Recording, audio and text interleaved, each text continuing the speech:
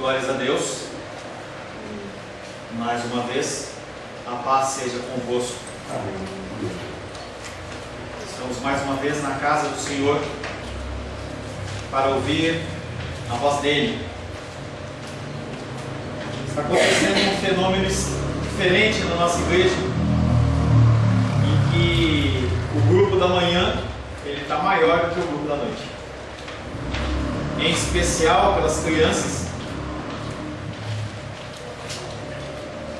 Nós estamos tendo uma dominical em média de 8 crianças acima das nossas, e nós somos gratos ao Senhor porque nós estamos tendo a oportunidade de abençoar vidas. Pessoas têm se deslocado para ouvir a escola bíblica dominical, e eu louvo ao Senhor por isso. Nós temos que continuar com os nossos propósitos de oração em relação à Síria, em relação ao Rio de Janeiro, em relação à Venezuela com os refugiados. Nós temos que continuar orando pelos enfermos. As pessoas elas padecem lutas e dificuldades. Nós temos que continuar orando pelos enfermos. Nós temos que continuar orando pelos nossos políticos, pelas eleições que se aproximam. Nós temos que orar pelas vidas. É importante você orar pelas vidas. É importante você separar um tempo dentro do seu tempo para você se dedicar a alguém que não seja você. Nossa igreja preza isso, ensina e fala sobre isso.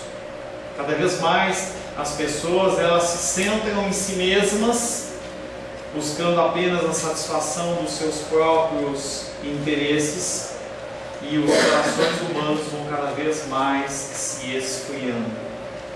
A oração é algo que mantém o nosso coração fervoroso, o nosso coração vivo.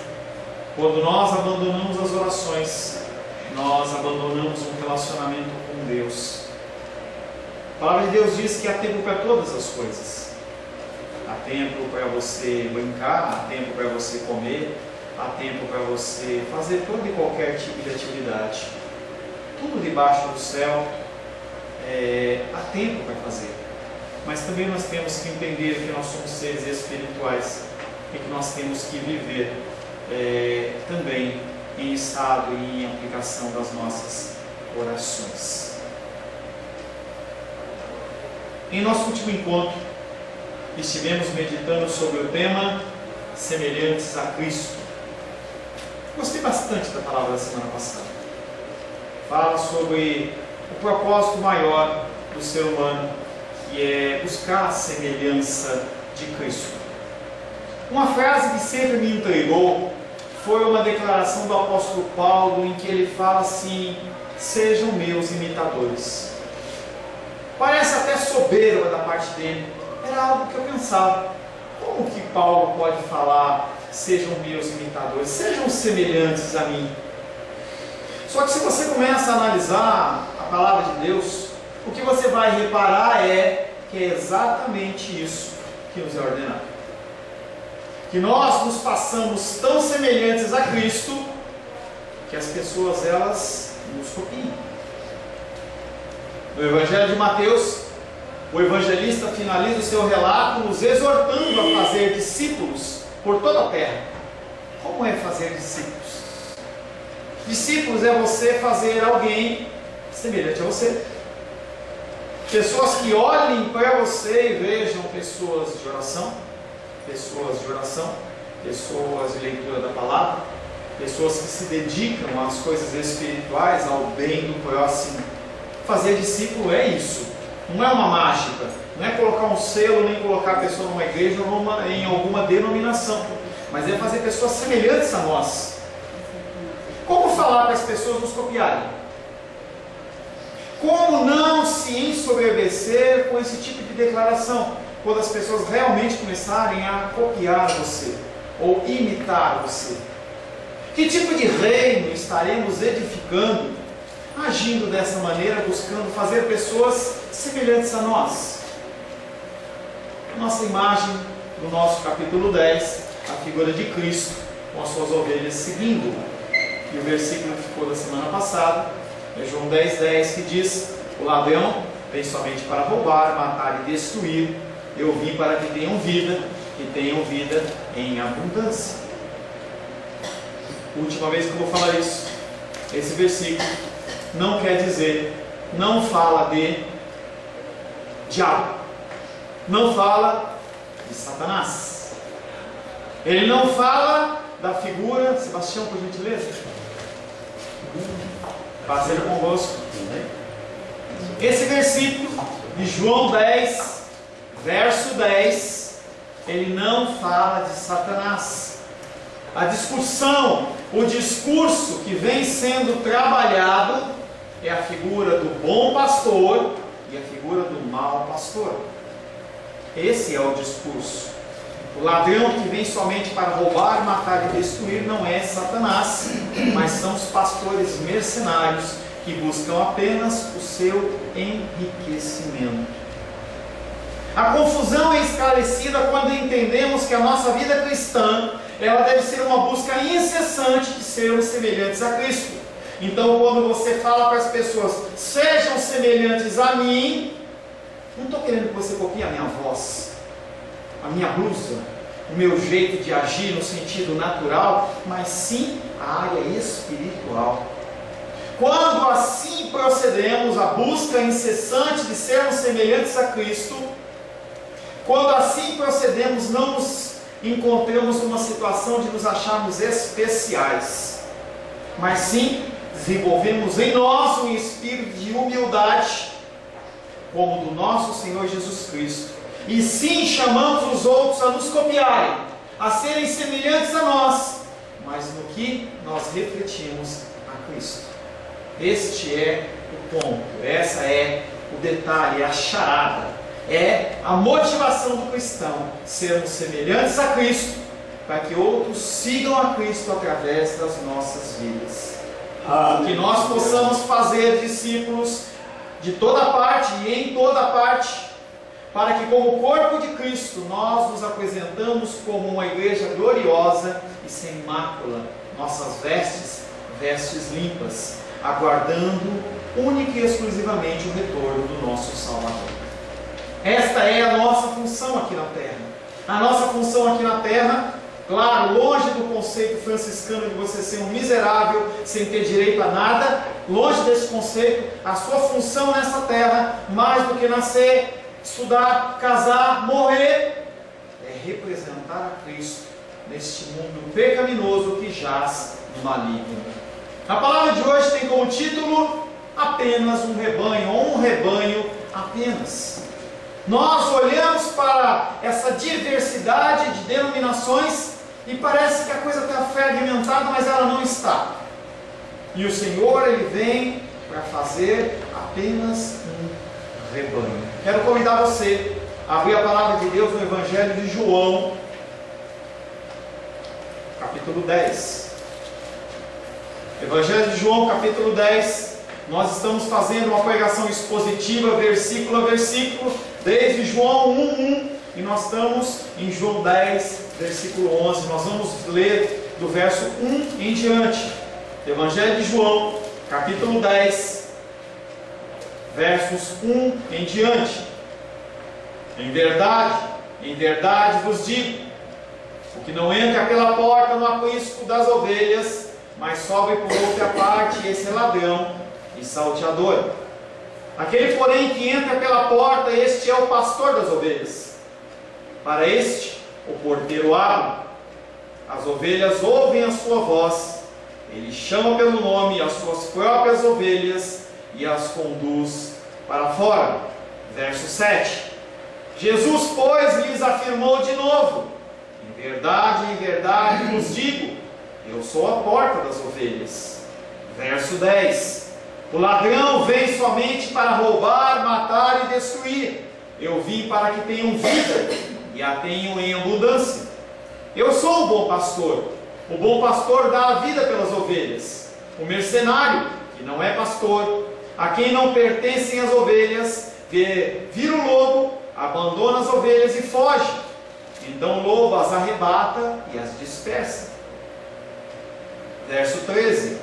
O mercenário foge, porque ele é mercenário e não tem cuidado com as ovelhas. Eu sou o bom pastor, conheço as minhas ovelhas e elas conhecem a mim.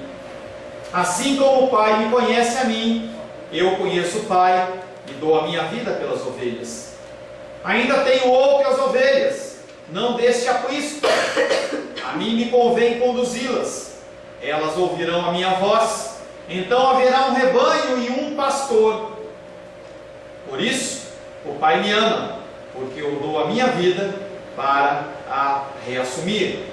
Ninguém a tira de mim, pelo contrário, eu espontaneamente a dou. Tenho autoridade para entregar e também para reavê-la. Esse mandato recebi do meu Pai. Palavra do Senhor, amém? Senhor, em nome de Jesus, mais uma vez lemos a Tua palavra. A Tua palavra que é viva, a Tua palavra que é eficaz, a Tua palavra que gera mudança e transformação. Não estamos aqui, Pai, num culto social. Não estamos aqui, Pai, para ter os nossos egos massageados, mas estamos aqui para ouvir a Tua voz, Pai.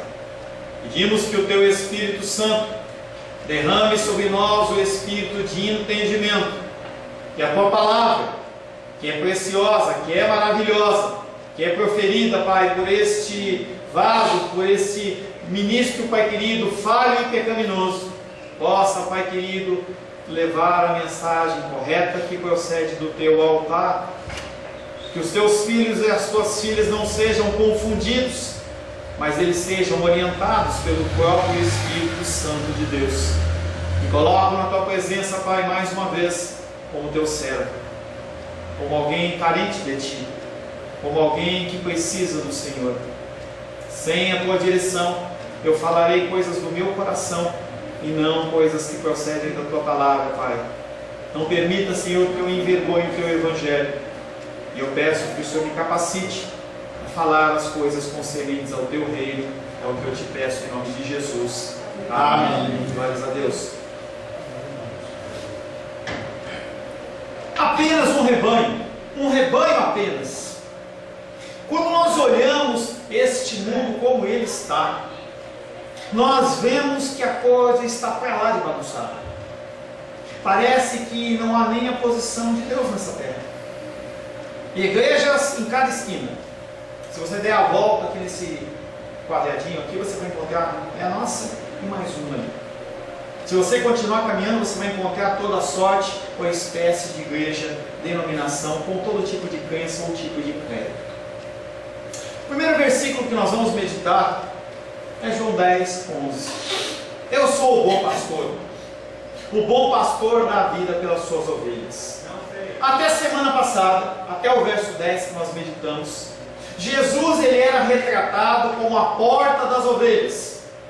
Se falava de um rebanho, se falava de um redil ou de um aprisco, em que havia a figura de um porteiro que era contratado, e ali vários rebanhos eles ficavam postos, e aquela pessoa que ficava na frente ele era assalariado. Quando o pastor queria levar as suas ovelhas para comer uma graminha ou para levar para beber uma água, ele chamava as suas ovelhas. O porteiro o reconhecia como um pastor e as ovelhas o seguiam. Nesse versículo 11, o Senhor ele não se apresenta como a porta, ele não se apresenta como aprisco, mas ele se apresenta como o bom pastor. E se fala do bom pastor, naturalmente nós temos a figura do mau pastor, que é aquele que foi referido em João 10:10, que veio para matar, roubar e destruir. Muitas pessoas no Ocidente, nessa região onde nós moramos, elas estão inclinadas a imaginar pastores como seres sentimentais. O padrão do pastor tem que ser alguém sentimental, alguém que é delicado até de certa forma. Pode até pensar em ver o pastor com aquele monte de ovelhinha bonitinha, fofinha no colo, mas a figura do bom pastor não tem nada a ver com essa ideia. Pastores, eles não são chamados para serem emocionais. Eu não estou aqui para gerar emoção em você. Eu não estou aqui para satisfazer o desejo do seu coração. Pelo contrário, eu estou aqui exatamente para mostrar para você, através da palavra de Deus, aonde você está errado e aonde você está certo. Se você está certo, perdure nesse caminho. Se você está errado, a minha função é mostrar o que vai acontecer. Eu não estou aqui para criar para você um ambiente de alegria em que você sai jubilando de alegria porque eu falei que eu vi um anjo ou qualquer coisa desse tipo e acreditando que existem anjos. Mas a minha função não é essa. No Antigo Testamento, na parte oriental, o pastor ele é um ser, pelo contrário, ele é um ser viril, másculo, porque ele tem que fazer força. Ele é alguém que lida com situações muitas vezes perigosas com o seu coração, situações de toda sorte e espécie. Comentava com o irmão Paulo ali na entrada, semana passada, tocou o telefone, o dono desse imóvel me ligou e falou assim: olha, você precisa ir lá porque está tendo algum vazamento. E eu saí de casa correndo, cheguei aqui, a água, sem exagerar, lá embaixo estava no joelho. Esqueceram a torneira aberta, a parte de baixo não tem sistema de esgoto, é com sistema de bomba, e inundou tudo. Perdemos já um armário. Rosângela hoje abriu um armário lá, estava cheio de bicho, jogando tudo fora. E é uma das funções do pastor. E aí eu passei 2, 3 horas, puxando água, ligando a bomba, até que aquilo esvaziou. Cansei, fiquei totalmente cansado. A palavra grega kalos, que traduzida para o português aparece como bom, de bom pastor, sugere talvez muito mais do que alguém delicado ou alguém sentimental, mas alguém nobre e alguém de valor. O nobre pastor, ou o pastor digno aqui relatado, é a figura de Jesus Cristo, na qual eu como pastor, vocês como líderes das suas casas, os homens eles são sacerdotes dos seus lares, nós temos uma função semelhante a essa, em que nós temos que guardar e nós temos que proteger. Confesso a vocês, sem choramingar, que o trabalho pastoral ele não é fácil. Não é fácil. O trabalho pastoral ele não remete a você ser bem remunerado. Respeito aqueles que o são, mas o chamado pastoral não tem esta visão. Tem um livro que eu não tenho na minha biblioteca que está lá. Irmãos, não somos profissionais. E na capa do livro aparece um pastor de um lado com uma Bíblia e do outro lado com um laptop. Não é problema de laptop, eu tenho. Mas essa figura que hoje é estigmatizada de que o pastor ele tem que ser alguém super espiritual, alguém rico financeiramente, e não tem nada disso nas escrituras. Lúlia, pega um pouco d'água, não tem nada a ver com isso. O trabalho pastoral é um trabalho árduo. É um trabalho árduo em que você não tem horário para acordar e horário para dormir. Em que o teu celular não pode ficar desligado, porque a qualquer momento alguém pode necessitar do teu auxílio e da tua ajuda. Não é um trabalho reconhecido, não é um trabalho que é muito bem remunerado na grande maioria dos casos, mas é um trabalho digno. É um trabalho chamado pelo próprio Deus. Jesus Cristo, como bom pastor, ele foi comissionado pelo próprio Deus a este exercício. Jesus, quando ele diz que ele é o bom pastor, ele não está se comparando com outros pastores. Ele não está falando assim: olha para o meu trabalho e olha para o trabalho de João Batista, olha para o trabalho de Pedro, olha para o trabalho de Tiago. Ele não está falando isso. Ele está falando, ele está fazendo uma comparação com o mau pastor, que ele falou no versículo anterior. Os textos bíblicos, eles são todos interligados. Não há como você separar o entendimento de um versículo de outro versículo. Ele fala do mau pastor e ele vem e fala dele como bom pastor. Ele não está se comparando com outros pastores, mas com mercenários que não têm nenhuma ligação com as ovelhas. E quanto mais eu vejo as coisas, mais eu me espanto. Hoje estava vendo um vídeo de um pastor de uma grande igreja de 10, 15 mil membros, e aquelas pessoas estavam lá no altar, ou teve algum tipo de ministração, e as pessoas estavam saindo, e ele falou: olha, agora é a hora do nosso dízimo e da nossa oferta. E eu entendo que o dízimo e oferta ele é bíblico. Não tem como eu manter. Gostaria, queridos, de manter esta casa, a luz, a água, todas as despesas daqui sem ter que recolher dízimos e ofertas, mas não é assim que funciona. Nós vivemos numa sociedade em que as coisas elas são pagas com dinheiro. Quando chega dia 10 eu tenho que pagar o aluguel deste imóvel. Mas esse líder, ele fala do recolhimento de dízimos e ofertas. E eu não sei o que aconteceu, que tipo de ministração houve antes, mas eu sei que as pessoas elas começaram a aplaudir o que tinha acontecido antes. E aí aquele bispo, ele olha para o povo e fala assim: muito legal você bater palmas, eu quero mesmo que você bata a mão no seu bolso. Será que esse homem está preocupado realmente com as ovelhas? Será que ele é considerado o bom pastor ou ele é um mercenário? Eu não quero que você me cumprimente, eu quero que você me remunere. Eu estou prestando um serviço para você, você tem que me pagar. Em contraste com o profundo interesse egocêntrico dos mercenários, a minha igreja tem que ser a maior, a minha igreja é a que tem mais unção, a minha igreja é a mais capaz, a minha, eu. Jesus Cristo aparece como o bom pastor, o nobre pastor. Em contraste, aparece explícito em várias passagens do Antigo Testamento exatamente essa comparação entre o bom e o mau pastor. Zacarias 11:17, Deus exorta o povo de Israel através do profeta Zacarias dizendo: ai do pastor inútil. Que pastor é este? É um pastor que ele não faz absolutamente nada. Ele é um pastor que recebe, vive de proventos. Ele não procura crescer. Ele não procura se preocupar com as pessoas. Não procura fazer nada. Ai do pastor inútil que abandona o seu rebanho. Não dá atenção para o seu rebanho. Não olha para as necessidades do seu rebanho.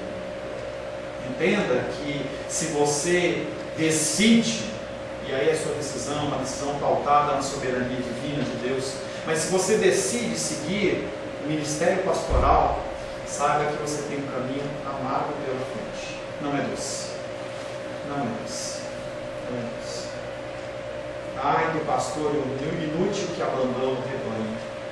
A espada lhe cairá sobre o braço, palavra do Senhor, e sobre o olho direito. O braço completamente lhe secará, e o olho direito de todos se escurecerá. E aí é o julgamento de Deus sobre aqueles que são maus pastores.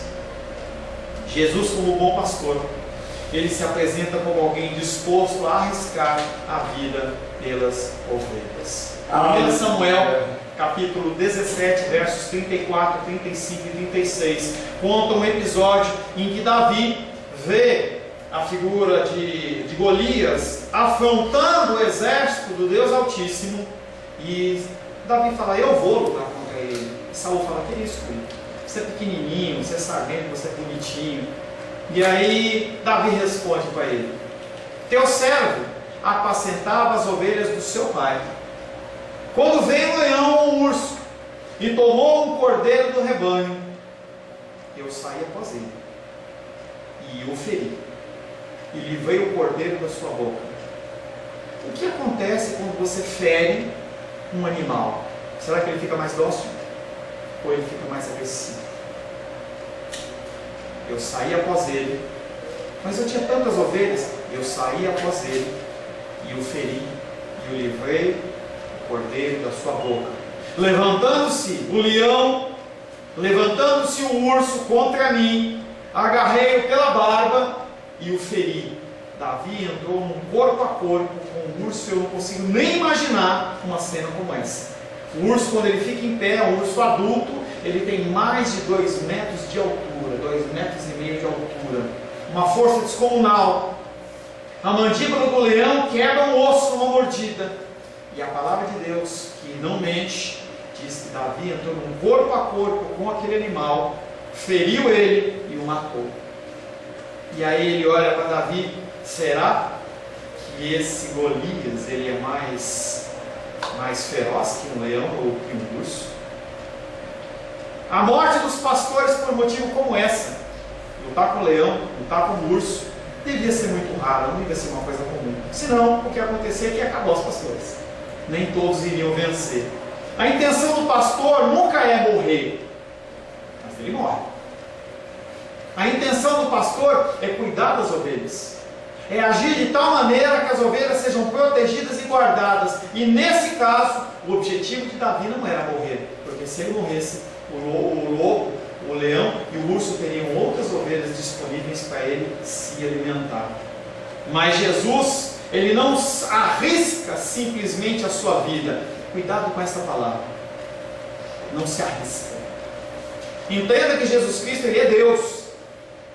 Não há mudança, não há forma de ele se enganar, não há forma de ele ser comissionado a fazer algo e aquela coisa não acontecer. Não existe essa possibilidade, porque todos os planos do Senhor não podem ser frustrados.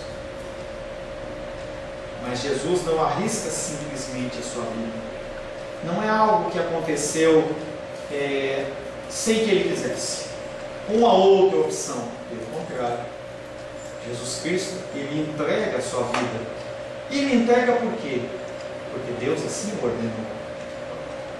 João 10:18. Ninguém atira de mim a minha vida. Ninguém tira a minha vida de mim. Eu estou fazendo porque eu quero. É programado o que aconteceu. Ninguém atira de mim, pelo contrário, eu espontaneamente a dou. Tenho autoridade para entregar e também reavê-la. E esse mandato recebi do meu Pai. Longe de ser acidental, a morte de Jesus é precisamente aquela que qualifica ele como bom pastor. Se eu tiver que morrer, eu vou morrer. Monte do Getsemane, Senhor, se possível, faça de mim esse cálice, mas não seja feita a minha vontade, e sim a tua. O Senhor, ele ora a Deus como eu e você devemos orar. Senhor, essa situação é dura demais para mim, mas que seja feita a tua vontade e não a minha vontade. Essa é a oração de um servo. Hebreus capítulo 13, verso 20. O Deus da paz, que tornou a trazer dentre os mortos a Jesus nosso Senhor, o grande pastor das ovelhas, pelo sangue da eterna aliança. A partir do seu sacrifício, ele recebeu mais um título: o grande pastor das ovelhas. Não há outro melhor. Não há alguém mais digno. Não há alguém mais lindo, maravilhoso. Não há alguém que seja mais capaz. Não há alguém que mereça mais glória, honra e louvor do que Jesus Cristo. Por isso que os cultos têm que ser cristocêntricos. As adorações, elas têm que ser cristocêntricas. Tudo tem que girar em torno de Cristo e não do homem. Por isso que eu digo para você, eu não tenho que fazer você se sentir bem. Eu tenho que falar aquilo que Cristo coloca para ser falado, para que eu ouça e mude os meus caminhos, para que você ouça e mude os seus caminhos. Falava hoje pela manhã, haverá um dia do julgamento, e eu continuo falando, e as pessoas não levam a sério. Um dia nós estaremos na presença do Altíssimo, e naquele dia não haverá nenhum tipo de recurso a ser iniciado. E Ele, por sua morte, não pelo seu exemplo, não pela sua vida, pela sua morte, Ele atrai aqueles que são seus, e Ele morre pelas suas ovelhas, não para servir de exemplo. Jesus Cristo morre na cruz do Calvário, ressuscita, não para servir de exemplo, porque eu não tenho que morrer fisicamente por você, eu não sou chamado para isso. Pode ocorrer? Pode ocorrer, mas eu não sou chamado a morrer fisicamente por você. Agora, espiritualmente, meu querido, minha querida, sim. Sim. O meu ciclo, a minha esposa me acompanha, minha filha também, nós dormimos por volta das 11h30, meia-noite, nós, eu digo como família. Mas eu tenho trabalhado em alguns projetos de tradução, livros cristãos. E o horário para eu fazer isso, eu não posso usar esse horário que eu tenho que conviver com a minha esposa e com a minha filha. Então, quando elas vão deitar, 11h30, meia-noite, é quando eu começo a fazer minha tradução. E eu vou fazer minha tradução. Isso não pode influenciar no meu trabalho. 5h30 eu tô de pé. Eu tenho que orar por você. Eu tenho que cuidar da sua vida espiritual, pedir que o Senhor ele possa intervir nas suas dificuldades, que você me compartilhe no secreto. Eu tenho que me preparar para dar uma palavra, eu tenho que me preparar para dar um estudo, e eu tenho que estar pronto para isso. E o Senhor é aquele que me fortifica. Apesar de eu não dar a minha vida física por você, eu dou a minha vida emocional e espiritual. Quantas sextas-feiras que são as minhas folgas, que eu não tenho folga. Minha esposa, ela está como testemunha. Ele, por sua morte, atrai os que são seus e morre por suas ovelhas, não para servir de exemplo, e sim como ato de extremo sacrifício e necessidade iminente. Duas coisas importantes. Cristo, com sua morte, demonstrou o seu amor por nós. Não há nada maior a ser demonstrado na cruz do Calvário, a não ser obediência e amor por nós. Obediência ao Pai, primeiramente, e amor por nós. Segundo, Ele ordena a todos os seus ministros a fazerem o mesmo, conforme já falei, a eu morrer espiritualmente em detrimento das minhas ovelhas. Devemos, entretanto, atestar uma diferença entre o bom pastor e os pastores. Esquece o mercenário por enquanto. Esquece. Jesus Cristo, Ele é o único digno. Não há outro. Jesus Cristo, Ele está num nível acima do que qualquer ser humano pode atingir. Não há como você chegar nesse patamar. Nós nunca chegaremos, nem semelhantes a Ele. Nós somos criados à semelhança e à sua imagem, mas nós nunca vamos chegar nessa condição. E o que Cristo fez na cruz do Calvário, Ele morreu para remir a minha vida e permitir que houvesse uma reconciliação entre a minha vida, a sua vida e o Pai.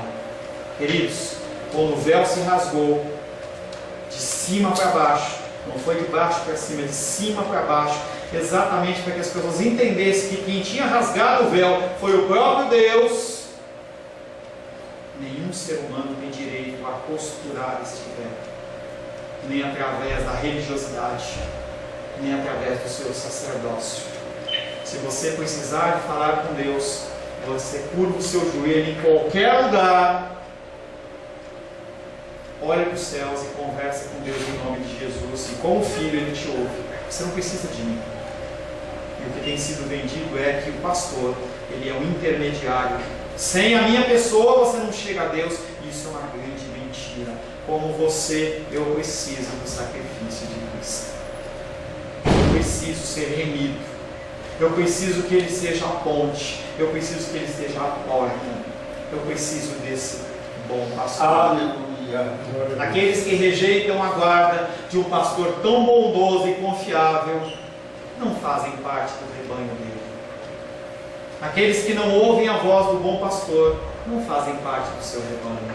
Talvez venham a fazer parte, oramos para que venham fazer parte, ministramos a palavra, aconselhamos para que, quem sabe, eles sejam despertos, mas não é uma garantia. Apenas aqueles que ouvem a voz do bom pastor são do seu rebanho. Porque aqueles que ouvem a voz do bom pastor seguem os seus ensinamentos.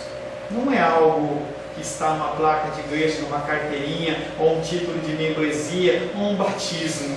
É um selo espiritual que nem um líder espiritual pode conceder, a não ser o próprio Deus. Ele deu a maior demonstração possível de amor por nós. Sem Ele, nós estaríamos perdidos.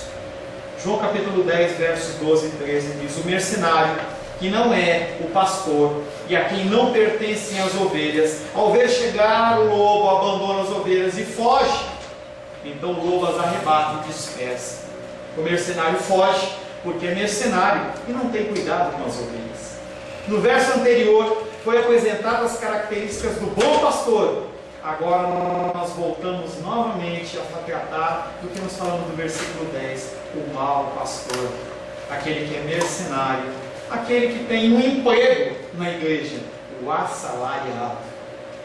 O contraste entre o pastor e o assalariado ou mercenário fundamenta-se na sua motivação. O pastor presta seu serviço por amor, e entenda, sem hipocrisia, que o meu amor por você, ele não procede de mim. O meu amor por você procede de Deus. Porque eu seria hipócrita em dizer que eu amo mais você do que eu amo minha esposa ou meu filho. Mas o que acontece é que Deus, ele embute no meu coração amor. É uma coisa muito sobrenatural. Eu estou dando aula, eu sou professor de faculdade, eu estava dando aula de teologia, e na quinta-feira um membro da igreja do curso que está fazendo teologia, ele comentou comigo a dificuldade da sua esposa. A fibromialgia e todas essas zigia aí, e ela, essa semana, estava numa crise de dor e olhou para ele e falou assim: por que Deus me leva logo? Ele comentou com a gente, nós oramos na sala de aula. E quando foi na sexta-feira que eu fui dar a outra aula do módulo, no meio do caminho, no meio da EPTG, eu comecei a chorar copiosamente. Meu coração se entristeceu de uma forma por causa dessa vida. E quando ele chegou para a aula, eu já estava lá, meu coração estava totalmente quebrantado. Eu tentei começar a aula e não consegui. E aí nós fomos fazer uma oração pela vida dela, entendeu? E realmente eu chorei mais. Isso não é de mim, isso é de Deus. O bom pastor, ele presta o seu serviço por amor, renunciando ao próprio interesse, disposto a dar a vida pelas ovelhas. Quantos dias eu tenho de férias por ano? 15. A gente tira 15 dias. E porque a minha esposa ainda, ela me pega no pé. Nós precisamos, você precisa descansar. É algo que inunda o nosso coração de tal maneira em que nós temos que estar à disposição. Temos que estar à disposição. E o assalariado? E o mercenário? O mercenário ele faz por dinheiro. E em caso de perigo, em caso de um trabalho árduo, o que ele faz? Vai embora. A obra dos mercenários ela é contrária à obra de Jesus, que é a de reunir os filhos de Deus. João 11, 51 e 52 diz: ora, ele não disse isso de si mesmo, mas sendo sumo sacerdote naquele ano, profetizou que Jesus estava para morrer pela nação, e não somente pela nação, mas também para reunir em um só corpo. Glória a Deus por isso. Eu e você fomos inseridos nessa história. Profetizou que Jesus estava a morrer pela nação, e não somente pela nação, mas também para reunir em um só corpo os filhos de Deus que andavam dispersos. Paulo César Ribeiro, e eu sei você. O mercenário, ele tem como pensamento que quando o cuidado pelo rebanho não é muito árduo, nem muito perigoso, tudo bem. Comentei com vocês de um fato que ocorreu em torno de 20 dias atrás, que o irmão Paulo, o presbítero Paulo, compartilhou, em que o rapaz, ele que está lá construindo a igreja, falou para ele assim: olha, eu preciso de uma ajuda, minha filha está doente.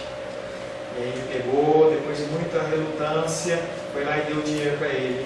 E a hora que ele recebeu o dinheiro, ele falou assim: o trabalho está muito pesado, está muito barato, eu tenho que ganhar mais, não dá para fazer nesse prazo. Tudo muda. O assalariado ele funciona desta maneira, ele age desta maneira.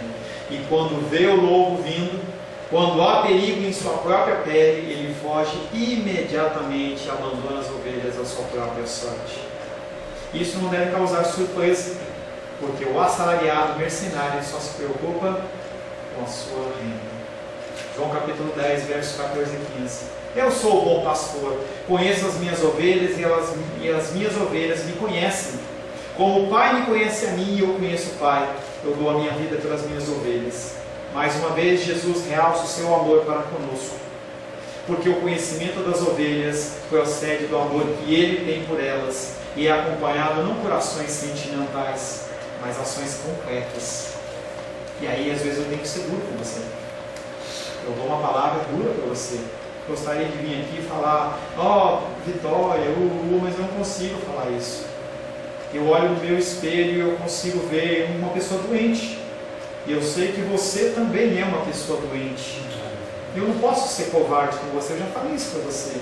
É muita covardia da minha parte dizer que está tudo bem, porque não está. Não está. E se você morrer agora, eu não sei o que vai acontecer. A minha função é ser duro, não é ser delicado. A minha função é mostrar para você a realidade do que está acontecendo.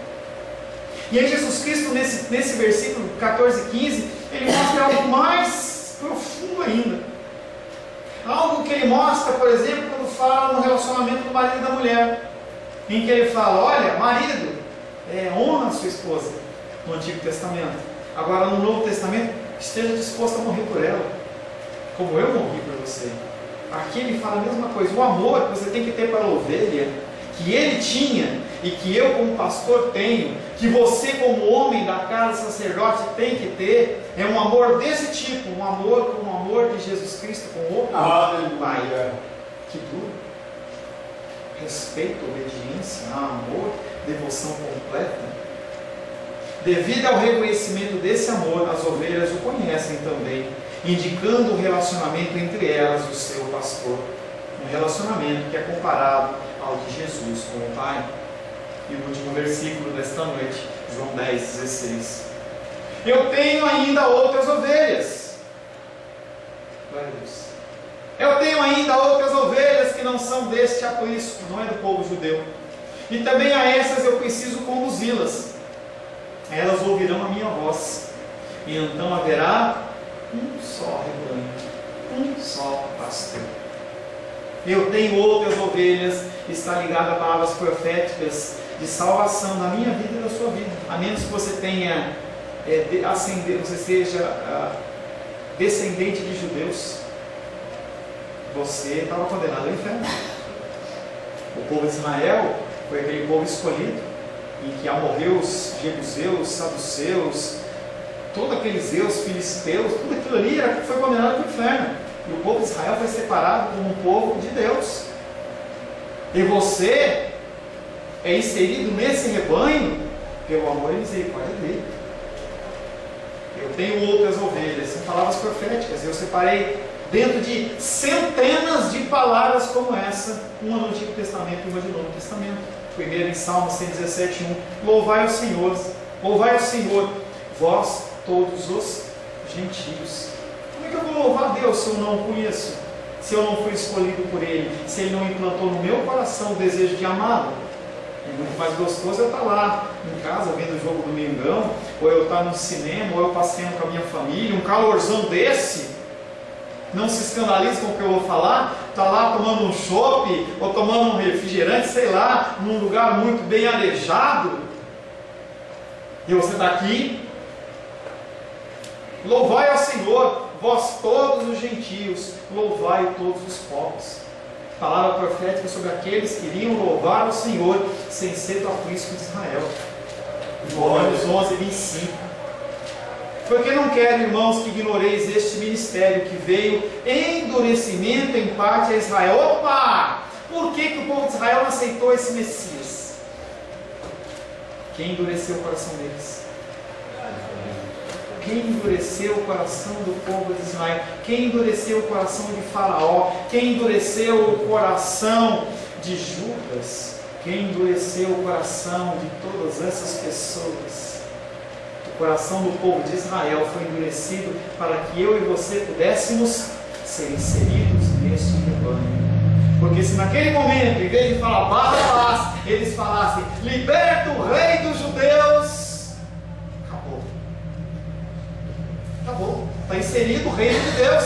O povo dele o aceitou. Acabou. Mas haviam palavras proféticas como o Salmo 117:1 e outras palavras que falavam exatamente dessas pessoas que iriam adorar a Deus sem ser do povo escolhido dele.